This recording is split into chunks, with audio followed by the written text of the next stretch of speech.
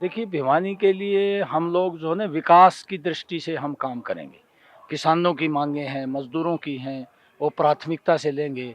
गांव में और शहर में पीने के पानी पर जोर देंगे, गांव में सिंचाई के लिए देंगे। और जो अस्पताल है हमारा, उस पर लोगों को न्याय नहीं मिल रहा। बदलाव की जरूरत है, एक बार बदलाव करके देखें।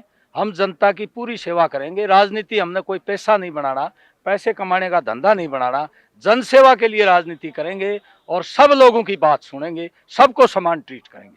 उसे लोग इस बार हराना चाहते हैं और इस बार जो है विपक्ष की सरकार आएगी, जो मुख्य विपक्षी पार्टी कांग्रेस है। नमस्कार, आप सभी का स्वागत है। आज हमारे साथ मौजूद हैं सीपीआईएम के लीडर कॉमरेड ओम प्रकाश, जो भिवानी विधानसभा से उम्मीदवार हैं। कॉमरेड जी, आपका स्वागत है। आपका भी स्वागत है, दर्शकों का भी स्वागत है। कॉमरेड जी, अगर आपकी नज़र से देखें तो भिवानी के हालात आज कैसे हैं? देखिए, भिवानी के आज हालात बहुत बुरे हैं। कानून व्यवस्था की स्थिति बिगड़ी हुई है, नागरिक सुविधाओं की बहुत हालत बुरी है। पीने का 80% लोग गंदा पानी पीते हैं, सीवरेज का मिला हुआ, मजबूर हैं वो। सीवरेज ओवरफ्लो रहते हैं, बरसात से पानी भर जाता है, चोरी डकैतियाँ गुंडागर्दी का आलम है। तो लोग तंग हैं मौजूदा सिस्टम से। तो इसलिए हम तमाम चीज़ें, बेरोज़गारी भयंकर है शहर में जब, क्योंकि सारी इंडस्ट्री बंद होगी, एक बीटीएम है वो भी, थोड़े कर्मचारी बच गए जब। तो इसलिए बेरोज़गारी, महंगाई, जो गरीब लोग हैं उनको महंगाई भी तंग करती है जी। बात करें सीपीएम की तो 15 टिकट्स मांग रही थी कांग्रेस से और एक टिकट पर आ गई, ऐसा क्यों? हम 3 सीटों पर लड़ना चाहते थे और भाजपा विरोधी वोटों का बंटवारा रोकना चाहते थे। तो हमारी जो बाहर ताकत है, जो हमारे आंदोलनों से जो हमारे हमदर्द हैं, उससे कांग्रेस ने हमारे को स्थिति को देखते हुए ये सीट दी है हमें। हमारी कोई ज़्यादा क्लेम नहीं था। अगर कॉमरेड की बात करें तो आपका क्या विजन रहेगा भिवानी के लिए? देखिए, भिवानी के लिए हम लोग जो है ना विकास की दृष्टि से हम काम करेंगे। किसानों की मांगे हैं, मजदूरों की हैं, वो प्राथमिकता से लेंगे। गांव में और शहर में पीने के पानी पर जोर देंगे, गांव में सिंचाई के लिए देंगे। और जो अस्पताल है हमारा, उस पर लोगों को न्याय नहीं मिल रहा। डॉक्टर हों, वहाँ दवाइयाँ हों, मशीनें हों, वो रेगुलर रूप में उसको जो है ना ठीक ढंग से दुरुस्त करेंगे। और एक कोई बड़ा कारखाना यहाँ इस इलाके में हम लाएंगे, क्योंकि हमारी सरकार अगर आ गई तो हम बड़ा कारखाना लाएंगे, बेरोजगारी दूर करेंगे, मनरेगा मजदूरों के लिए काम लगवाएंगे, महिलाओं की सुरक्षा करेंगे और कर्मचारी जो कच्चे हैं उनको पक्का करवाने की कोशिश करेंगे, पुरानी पेंशन बहाल करवाएंगे, महकमों का निजीकरण रोकने की कोशिश करेंगे। बात करें विचारधारा की तो सीपीआईएम और कांग्रेस की विचारधारा कितना मेल खाती है? देखिए, देश की आज़ादी की लड़ाई में हम लोग इकट्ठे थे। उसके बाद कुछ नीतियों को लेके मतभेद हो गए और समय समय पर हमने कांग्रेस के खिलाफ भी मोर्चे बनाए हैं। लेकिन आज जो परिस्थितियां हैं, देश के जो हालात हैं, उसके हिसाब से हमारी वैचारिक समानता मिलती है। हम देश के संप्रभु और एकता अखंडता चाहते हैं और सभी धर्मों की एकता बना करके सब नागरिक इकट्ठे होकर अपनी समस्याओं का हल करें और देश का संविधान लागू हो, गरीब लोगों को न्याय मिले, किसानों को न्याय मिले, महिलाओं को न्याय मिले। जो बराबरी का हमारा संविधान है, उसके लिए हमारे विचार मिलते हैं, इसलिए हम आपस में मिले हुए हैं। कॉमरेड साहब, सरकार चाहे किसी की भी हो, लेकिन सीपीआईएम झंडा उठाकर विरोध में खड़ी रहती है। इस बार अगर सरकार बनती है तो कैसा रहेगा? देखिए, हमारी जो कमिटमेंट है सीपीआईएम की, वो किसान, मजदूर, व्यापारी, छात्र, नौजवान, महिलाएं, ये हमारे रहते हैं। उनकी समस्याएं अगर आती हैं और उनका समाधान नहीं होता है तो निश्चित तौर पर शांतिपूर्ण तरीके से हमें झंडा भी उठाना पड़ता है। जी, कॉमरेड ने हमेशा धरना प्रदर्शन, गली मोहल्ले में या कोर्ट प्रोटेस्ट के बाहर की बात करें तो हमेशा धरना प्रदर्शन में आप आगे रहे हैं। अब अगर विधायक बनते हैं तो आगे कैसे रहेगा आपका? देखिए, हम 36 बिरादरी के हमें चिंता है, सारे भाईचारे की चिंता है और जो काम करने वाले लोग हैं उनके हम आंदोलन लड़ते हैं। और अगर उनकी समस्याएं सरकार से हल नहीं होंगी, क्योंकि हमारी पहली कोशिश होगी कि हमारी गठबंधन की सरकार आ रही है और उससे हम विधानसभा में मुद्दे उठा करके सरकार से सहयोग लेके करेंगे। उसके बावजूद भी अगर कोई जेन्युइन समस्या है और सरकार ध्यान नहीं दे रही है तो शांतिपूर्ण तरीके से उस पर दबाव भी डालेंगे। अभी बात करें कांग्रेस की तो काफी सारे नेता ऐसे थे जो टिकट की दौड़ में थे। क्या अब वो आपकी सपोर्ट करेंगे?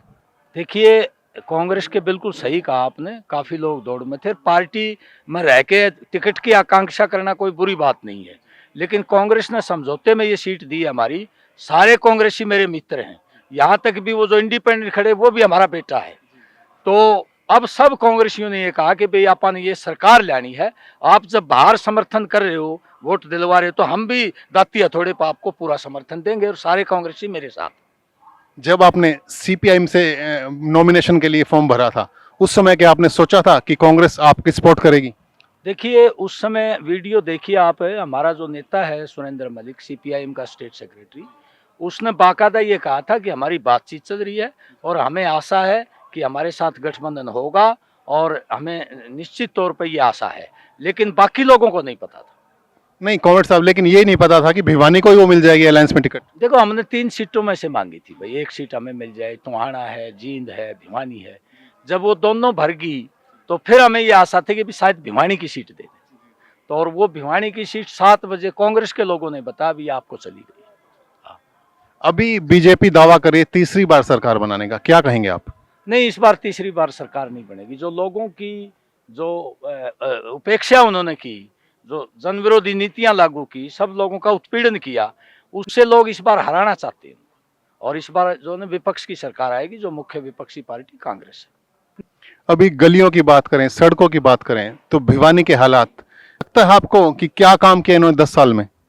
इन्होंने 10 साल में कोई विशेष काम नहीं किया। सड़कें तो जरूर बनाई, बड़े रोड, हाईवे, देखो जो चीज हुई है, लेकिन वो टोल लगा दिए, लोगों की जेब काट रहे हैं।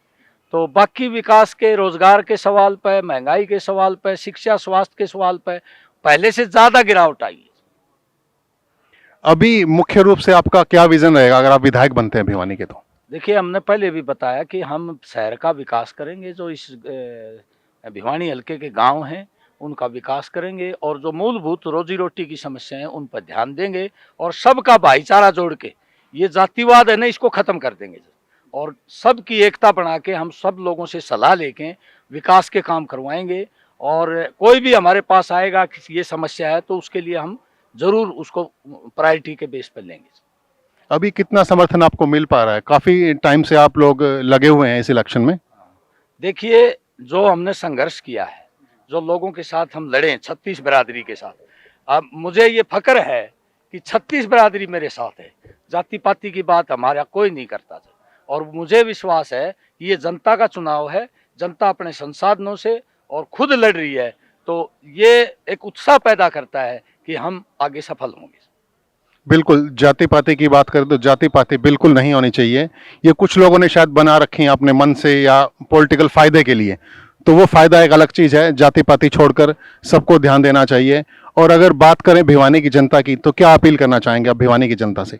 भिवानी की जनता से हम ये अपील करना चाहेंगे कि ये बदलाव की जरूरत है। एक बार बदलाव करके देखें, हम जनता की पूरी सेवा करेंगे। राजनीति हमने कोई पैसा नहीं बनाना, पैसे कमाने का धंधा नहीं बनाना, जन सेवा के लिए राजनीति करेंगे, और सब लोगों की बात सुनेंगे, सबको समान ट्रीट करेंगे। ये थे कॉमरेड ओम प्रकाश जी। हम जल्द ही मिलेंगे एक नई शख्सियत के साथ। आप बने रहिए हमारे साथ। कॉमरेड जी, आपका बहुत बहुत धन्यवाद, आपने समय दिया। और हम बात करेंगे अपने दर्शकों से कि वोट जरूर डालें। बिल्कुल 100% वोट पोल होना चाहिए। वोट आप किसी भी पार्टी को दें, किसी भी पार्टी को आप वोट दें, लेकिन घर से निकलकर वोट जरूर डालें। धन्यवाद। धन्यवाद।